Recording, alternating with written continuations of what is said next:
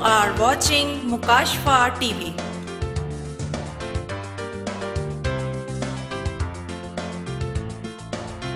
آپ دیکھ رہے ہیں مکاشفہ ٹی وی۔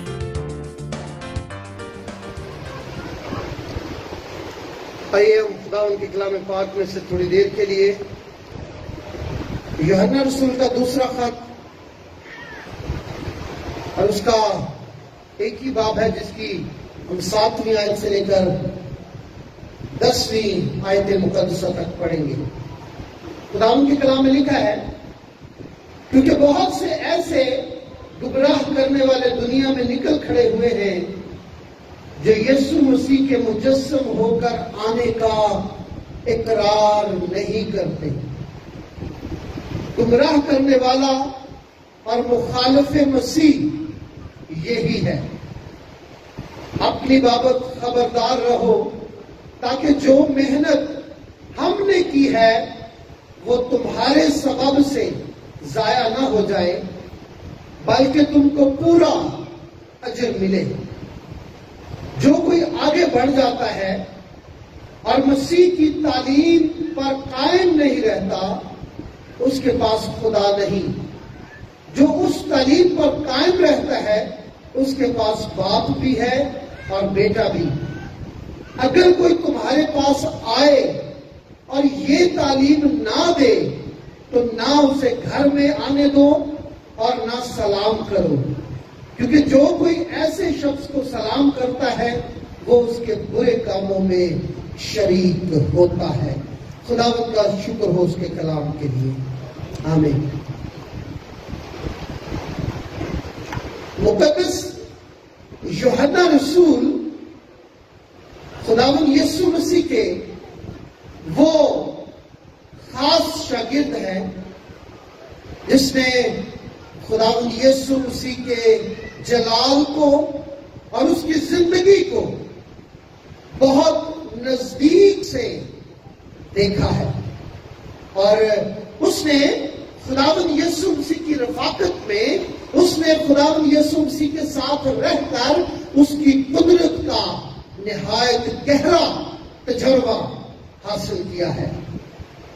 یہ وہ واحد شاگرد ہے جو اپنی طبعی موت مرا، جبکہ دیگر باقی شاگردوں کو شہید کر دیا گیا، لیکن یہ واحد شاگرد ہے جس نے اپنی عمر کے آخری ایام پطمس کے جزیرے میں گزارے اور وہاں پر یہ اپنی طبعی موت مرا۔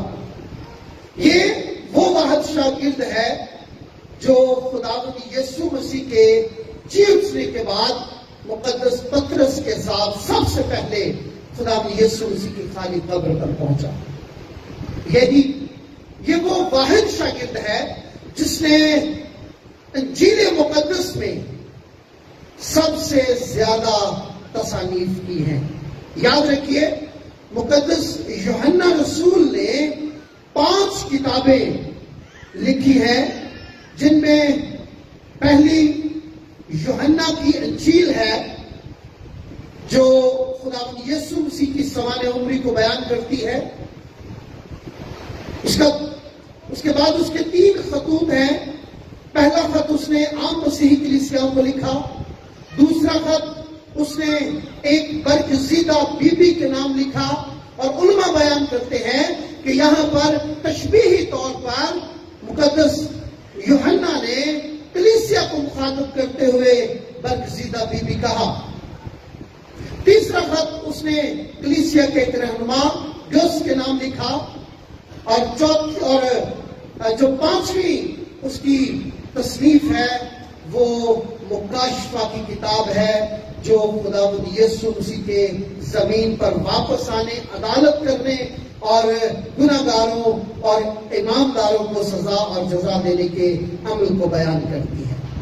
یہ 5 تصانیف لکھنے والا یہ شاگرد جب اس کتاب میں جو حوالہ ہم نے پڑھا ہے، اس خط میں یاد رکھیے گا، یہ خاص طور پر یہ میں سمجھتا ہوں کہ آج کل کی کلیسیا، اس وقت کی کلیسیا کے لیے ہوگا، لیکن یہ موجودہ کلیسیا سے مخاطب کر کے لکھا گیا ہے. یہ ایک ہی خط ہے جو سب سے چھوٹا ہے اور اس خط کی 13 آیات ہیں، جن میں سے ہم نے 7ویں آیت مقدسہ سے 11ویں آیت مقدسہ تک کا مطالعہ کیا ہے.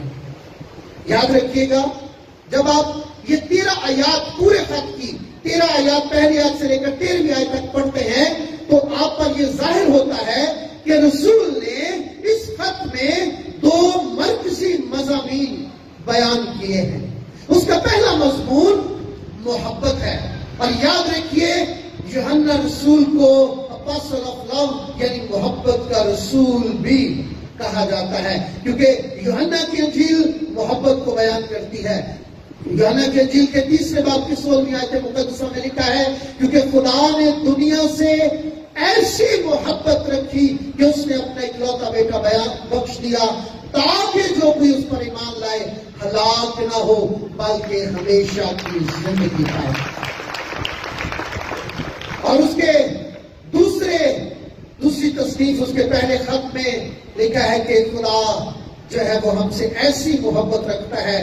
ہم یہ سمجھتے ہیں کہ ہم خدا سے محبت کرتے ہیں، لیکن خدا نے پہلے ہم سے محبت کی اور ہمارے گناہوں کے کفارے کے لیے بیٹے کو بھیجا.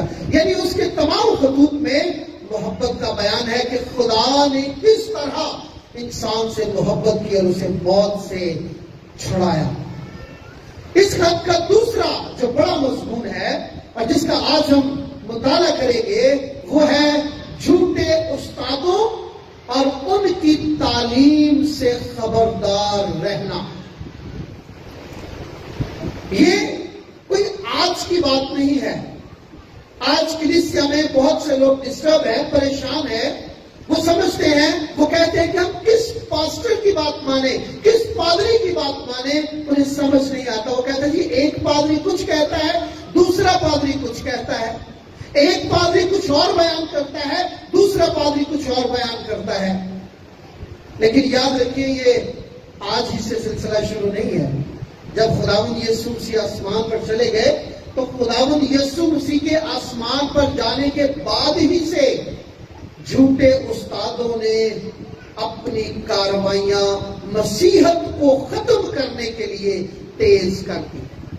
انہیں یہ برداشت نہیں ہو رہا تھا کہ ایک زندہ خدا کے بیٹے کی گواہی دنیا میں قائم ہو سکے. اور آج بھی اسی طرح اس گواہی کو تروڑ مروڑ کر اسے غلط انداز سے پیش کر کے مسیحت کو نقصان پہنچانے کی کوشش کی جا رہی ہے. لیکن یاد رکھیے وہ مسیحت، وہ لوگ، وہ نام جس کے لیے خداوند یسوع مسیح میرا اور آپ کا خدا صلیب پر قربان ہوا، اور جو خدمت اور جو جلال اور جو قوت اور جو مذہب اور وہ جو نجات صلیب سے شروع ہوئی، کوہ کلوری سے شروع ہوئی، وہ کبھی ختم نہیں ہو سکتی، نہ اس دنیا میں اور نہ آنے والی دنیا میں.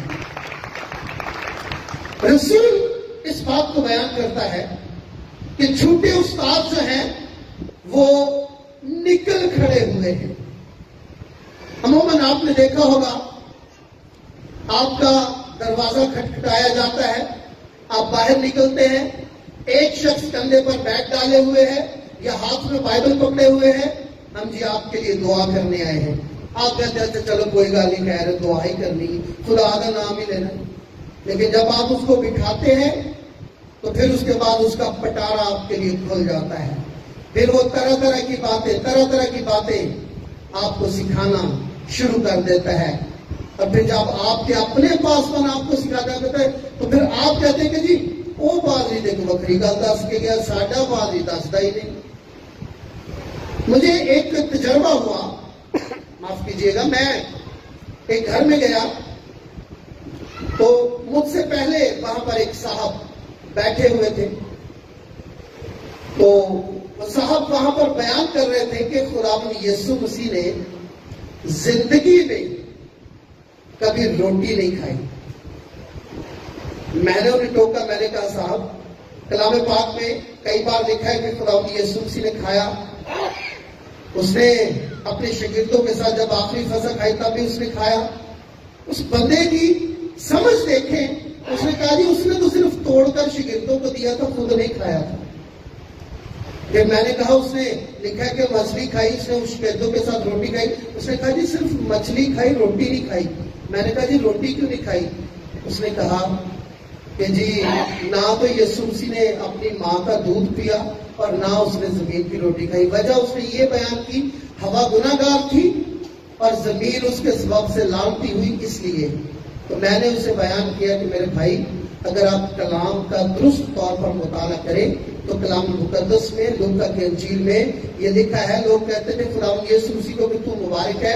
اس نے کہا ہاں, لیکن مبارک, بھیڑ میں سے لوگ اسے کہنے لگے مبارک ہے وہ کوکھ جس میں تو رہا اور وہ چاکیاں جو تو نے چوسی. میں نے ان سے کہا کہ بھائی کلام کو غلط طور پر بیان کرنا درست نہیں ہے. ایسے بہت سے لوگ آپ کے گھروں میں آتے ہیں. یہاں پر رسول جو ایک بڑی بات بیان کر رہا ہے کہ ایسے لوگ بھی ہیں جو خداوند یسوع مسیح کے مجسم ہو کر آنے کا انکار کرتے ہیں, یعنی اس کے جسم میں آنے کا انکار کرتے ہیں. وہ کہتے ہیں کہ جی وہ جسمانی طور پر پیدا ہی نہیں ہوا ہے. دنیا میں ابھی جب نومبر کا مہینہ شروع ہوگا تو نومبر کے مہینے کے آخری اتوار کو ظہور کا پہلا اتوار کہتے ہیں, اور وہاں آمد کا پہلا اتوار کہتے ہیں. اور وہاں سے پوری دنیا میں, خواہ وہ ہندوؤں کا ملک ہو, خواہ وہ اسلامی ملک ہو, خواہ وہ بت پرستوں کا ملک ہو, دنیا کا کوئی بھی ملک ہو, میرے اور آپ کے یسوع کی آمد کا دن منانے کے لیے وہ تیاریاں شروع کر دیتے ہیں. اتنا بڑا ثبوت دنیا کی تاریخ میں کسی اور کے لیے نہیں ملتا کہ اتنے بڑے پیمانے پر اس کی آمد کے لیے تیاری کی جائے اور اس کی آمد کا دن منایا جائے. لیکن یہ میرے اور آپ کے خداوند یسوع مسیح کے لیے کی جاتی ہے. یہاں تک کہ سکھوں کی کتاب گرو گرنتھ میں لکھا ہے, ان راکشش کا کاٹا سیسا سریس کے جگت کے عیسا. وہاں پر بھی یہ بیان کیا گیا ہے کہ راکشش کا, ابلیس کا سر کاٹنے والا, اسے شکست دینے والا صرف ایک ہی ہے, اور جو دنیا کی نجات بن کر آیا ہے وہ ایک ہی ہے جس کا نام مسیح ہے. لیکن پھر بھی دنیا میں ایک ایسا مذہب ہے جو آج بھی یہ کہتا ہے کہ یسوع ابھی پیدا ہی نہیں ہوا.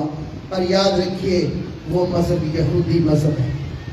وہ نہیں مانتے کہ یسوع مسیح پیدا ہوا ہے. وہ آج بھی اس انتظار میں ہے کہ یہودا کے قبیلے سے ایک شخص پیدا ہوگا جو مسیح کہلائے گا اور ہمیں نجات دے گا. وہ اس بات سے انکار کرتے ہیں کہ یسوع مسیح پیدا ہو چکا, اور آج ان کی باقیات جو ہیں وہ ہمارے ملک میں بھی کام کر رہی ہیں, ان کی شاخیں ہمارے ملک میں بھی کام کر رہی ہیں. یہودیوں نے جو ملک دنیا میں مسیحت کو بگاڑنے کے لیے, مسیحت کو نقصان پہنچانے کے لیے اپنے چیلے بھی چھوڑ رکھے ہیں. میں ایک نئی کتاب لکھ رہا ہوں جس کا نام یہودیت اور مسیحیت کا تقابلی مطالعہ ہے. اس میں نے بڑی تفصیل کے ساتھ اس بات کو بیان کیا ہے, لیکن میں آپ کو سرے یہ بات بیان کرنا چاہتا ہوں. پاکستان میں کچھ ایسے مسیحی فرقے کام کر رہے ہیں جو اپنے آپ کو مسیحی کہتے ہیں, لیکن وہ یہودیت کی غلط تعلیم آپ کو دے رہے ہیں. ان میں مسیانک لوگ ہیں جو کہتے ہیں کہ شریعت کے بغیر نجات ہے ہی نہیں. ان میں توحیدی لوگ ہیں جو اس بات کو مانتے ہیں کہ جب تک ہم موسوی شریعت پر عمل نہ کر لیں ہم نجات نہیں پا سکتے. ان میں یہوہ وٹنس کے لوگ ہیں جو خداوند یسوع مسیح کو خدا کا بیٹا اور خدا کا ایک برگزیدہ نبی مانتے ہیں. ان میں مورمنز لوگ ہیں جو خداوند یسوع مسیح کی اس طور پر تعلیم کو اور اس کی پیدائش کو اس طور پر قبول نہیں کرتے جس طور پر خدا کے کلام میں لکھا ہے. اور یاد رکھیے یہ ساری کوششیں گمراہ کرنے والی ہوئے ہیں. میں آپ کو یہ سکھانا چاہتا ہوں, یہ بات بتانا چاہتا ہوں کہ اگر کوئی شخص آپ سے اس طرح کی باتیں کرتا ہے اور اگر آپ کے پاس خدا کے کلام کا علم نہیں ہے, مطالعہ نہیں ہے, تو یاد رکھیے آپ شکست کھا جائیں گے۔ یاد رکھیے گا، خدا یسوع مسیح پر جب یسوع مسیح کا ابلیس کے ساتھ مقابلہ ہوا بیابان میں، تو خدا یسوع مسیح نے اسے ہر بار خدا کے کلام سے شکست دی۔ اگر آپ کے پاس خدا کے کلام کا علم نہیں ہوگا، میں بڑا حیران ہوتا ہوں کبھی کبھی ہمارے ملک میں، ہمارے شہر میں راتوں رات لوگ پادری بن جاتے ہیں، سمجھ میں نہیں آتا، رات کو سوتے ہیں، صبح اٹھتے ہیں، خدا نے خواب میں کہا چل منادی کر، پادری بن جاتے ہیں، راتوں رات بشپ بن جاتے ہیں۔ میں بڑا حیران ہوتا ہوں۔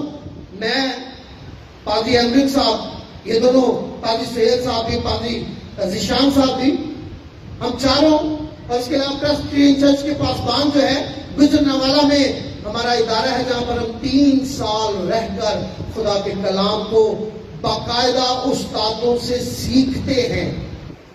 اس کے بعد پھر ہمارا ایک امتحان ہوتا ہے کہ آیا یہ تعلیم حاصل کرنے کے بعد بھی اس قابل ہیں کہ نہیں ہے کہ ان کی تعلیم درست ہو اور ان کی منادی درست ہو، اور پھر ہمیں اجازت ملتی ہے کہ آپ جا کر کلیسیاؤں میں خدمت کریں۔ میں ان لوگوں سے بڑا حیران ہوتا ہوں، راتوں رات اٹھتے کہتے کہ جی ہم پادری بن گئے ہیں۔ یاد رکھیے، ان کی جڑیں مضبوط نہیں ہوتی، اور پھر غلط تعلیم جو وہ آپ کو دیتے ہیں وہ آپ کے درمیان کڑوے دانے بو جاتے ہیں، اور پھر وہ بڑھ کر آپ کے لیے بے ایمانی کا پھل پیدا کرتے ہیں۔ اس لیے خدا کا بندہ اس بات کو بیان کرتا ہے کہ مہربانی کر کے ایسے لوگوں سے ہوشیار رہیں، ایسے لوگوں سے دور رہیں، اور ایسے لوگوں کو اپنے نزدیک تک نہ آنے دیں۔ لیکن خدا کا بندہ بڑی سختی کے ساتھ ان الفاظ میں یہ کہتا ہے کہ جو کوئی آگے بڑھ جاتا اور مسیح کی تعلیم پر قائم نہیں رہتا، اس کے پاس خدا نہیں ہے۔ معاف کیجیے گا، اس کے پاس خدا نہیں ہے۔ مسیح کی تعلیم کیا ہے؟ مسیح کی تعلیم محبت ہے۔ مسیح کی تعلیم کیا ہے؟ مسیح کی تعلیم وہ ہے جو خدا کے اس کلام میں لکھی ہوئی ہے، اور جو اس تعلیم کے خلاف تعلیم دیتا ہے۔ اب رسول کیا کہتا ہے؟ وہ کہتا ہے کہ ایسے لوگوں کو نہ اپنے گھر میں آنے دو اور نہ انہیں سلام کرو۔ اس میں ہمارا فائدہ کوئی نہیں ہے۔ میں جس کلیسیا میں خدمت کرتا رہا ہوں، میں نے وہاں پر لوگوں سے کہا کہ وہاں پر کچھ لوگوں نے اعتراض کیا، لو جی پادری صاحب کو کسی اور کو گھسنے نہیں دیتے۔ آپ نے اگر جانور رکھے ہوں، بھیڑیں رکھی ہوں، تو آپ ان جانوروں میں، ان بھیڑوں میں کسی بھیڑیے کو گھسنے دیں گے؟ نہیں گھسنے دیں گے۔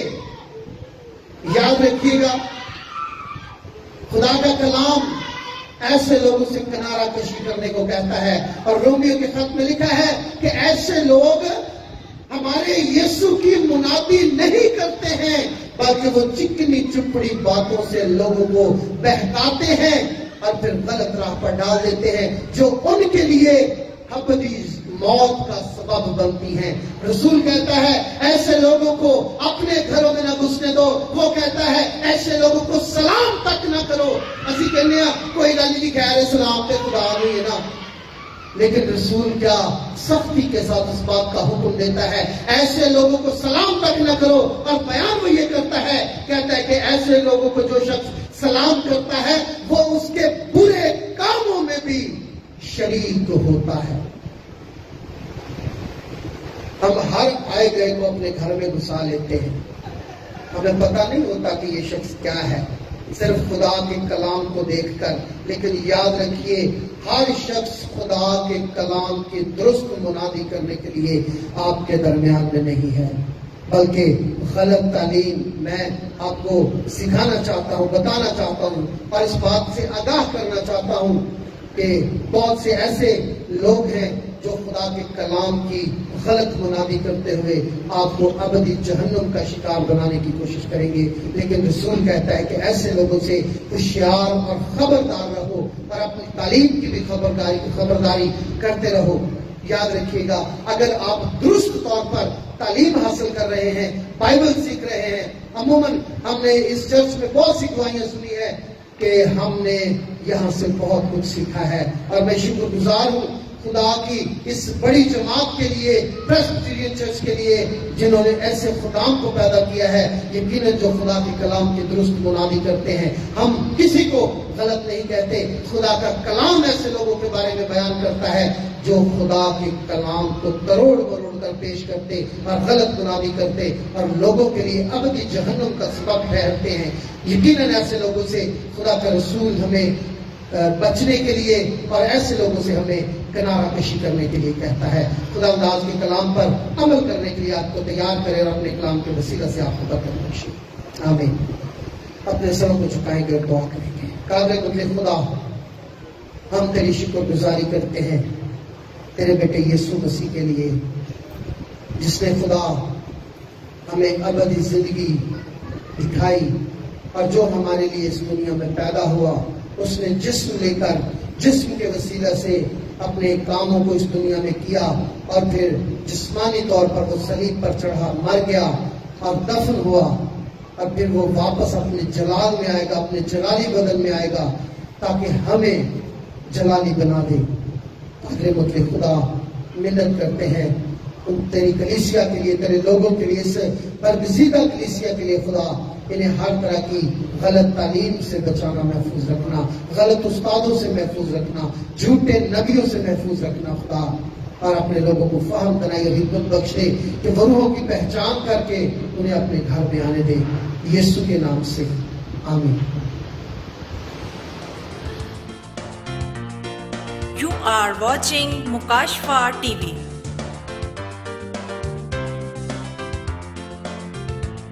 آپ دیکھ رہے ہیں مکاشفہ ٹی وی۔